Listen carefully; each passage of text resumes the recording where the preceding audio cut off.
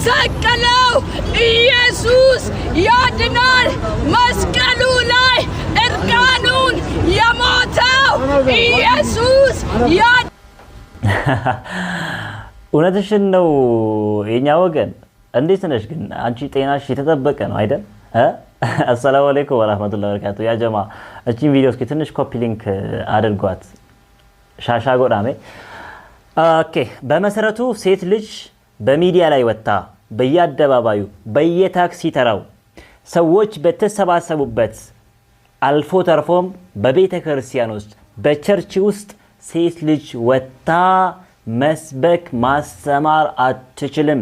መጽሐፍ ቅዱስ ከልክሏታል። እገዳ ጥሎባችኋል።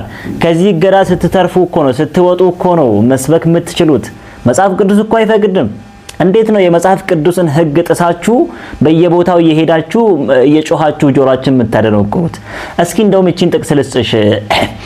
አንደኛ ቆሮንቶስ ምዕራፍ 14 ቁጥር 34 ላይ ሴቶች በማህበር ዝም ይበሉ።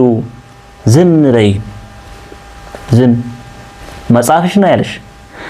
ሕግ ደግሞ እንደምል እንዲገዙ እንጂ እንዲናገሩ አልተፈቀደላቸውምና። በቃ አንቺ ተገዝተሽ እንድትኖሪ እንጂ የተፈቀደልሽ በየሚዲያ ላይ የወጣሽ እየተናገርሽ እየሰበክሽ እንድትኖሪ አይደለም የተፈቀደልሽ። ስለዚህ የመጽሐፍ ቅዱስሽን ሕግ አክብሪ፣ ዝም በይ።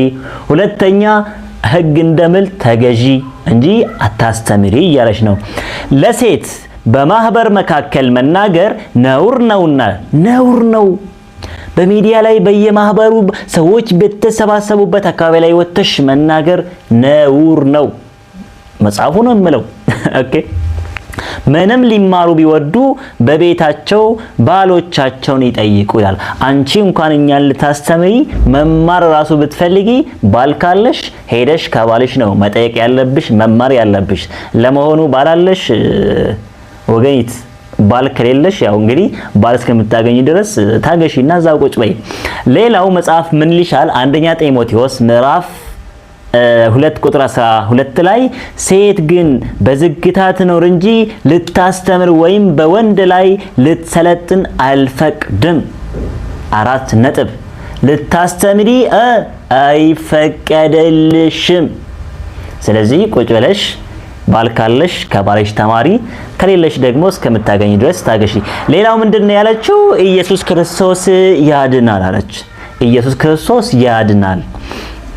ኢየሱስ ክርስቶስ ራሱን ማዳን የማይችል ለመዳን እግዚአብሔር የሚማጸን ሰው መሆኑን አታውቂም እንዴ አንቺ? እኔ ደግሞ ላስተምርሽ። ዕብራውያን ምዕራፍ 5 ቁጥር 7 ላይ እርሱም በሥጋ ወራት ማለትም ኢየሱስ ከሞት ሊያድነው ወደሚችል ከብርቱ ጩኸትና ከእንባ ጋር ጸሎትንና ምልጃን አቀረበ፣ እግዚአብሔርንም ስለመፍራቱ ተሰማለት ይላል። አንቺ ያድናል ብለሽ የምትሰብኪው ኢየሱስ እርሱን የሚያድነው አካል እንዳለው እያለቀሰ እንባውን ዱብ ዱብ እያደረገ አድነኝ እያለ የሚማጸነው ፈጣሪ ያለው። አንቺ ደግሞ ኢየሱስ ያድናል ትያለሽ። ኢየሱስ ደግሞ እርሱም የሚያድነው ፈጣሪ ያለው ራሱን ማዳን አቅቶት ራሱን ከሞት ማዳን አቅቶት አድነኝ ብሎ የሚማጸን አካል እንዴት አዳነው ብለሽ ትሰብኪያለሽ? መፍረት ነው። ልጨምርልሽ።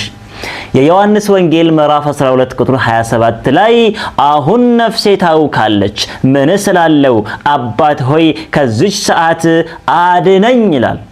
አድነኝ።